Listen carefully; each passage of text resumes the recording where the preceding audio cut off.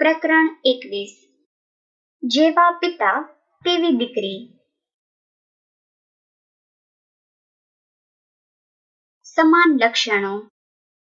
આપણામાં રહેલી કેટલીક ટેવો કે લક્ષણો આપણા માતા પિતા કે નજીકના સગાઓને મળતા આવે છે, જેમ કે છીંક ખાવાની રીત, નાક, આંખો કે ચામડીનો રંગ, ચહેરો વગેરે.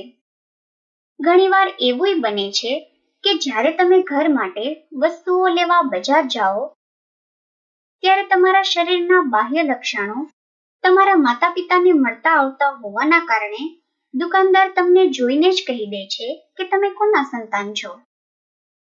જ્યારે આપણને કોઈ આવી રીતે આપણા પરિવાર સાથે સરખાવે છે ત્યારે ખૂબ જ આનંદ થાય છે, કારણ કે આપણે આપણા પરિવારના સભ્યો જેવા જ છીએ. આપણા લક્ષણો દ્વારા આપણી પરિવારના સભ્ય તરીકેની ઓળખ ઊભી થાય છે. અહીં નીલમના પરિવારની યાદી આપેલી છે. તેમની સાથે નીલમને શું સંબંધ છે તે પણ આપેલું છે. નાની. નીલમના નાની એટલે કે માતાની માતા. મોટા નાની. નીલમની નાનીના મોટા બહેન.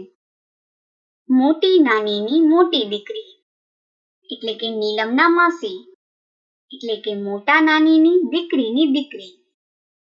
કિરણ. નીલમના મોટી નાનીની મોટી દીકરીની દીકરી એટલે કે માસિયાઈ બહેન. સમીર. નીલમની માસિયાઈ બહેન કિરણનો દીકરો એટલે કે નીલમનો ભાણિયો.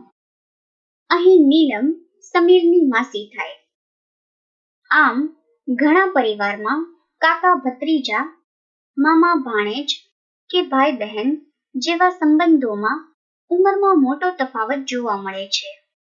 જેમ કે જો કાકા 45 વર્ષના હોય તો ભત્રીજો 12 વર્ષનો હોય, બહેન 16 વર્ષની હોય તો ભાઈ 5 વર્ષનો હોય.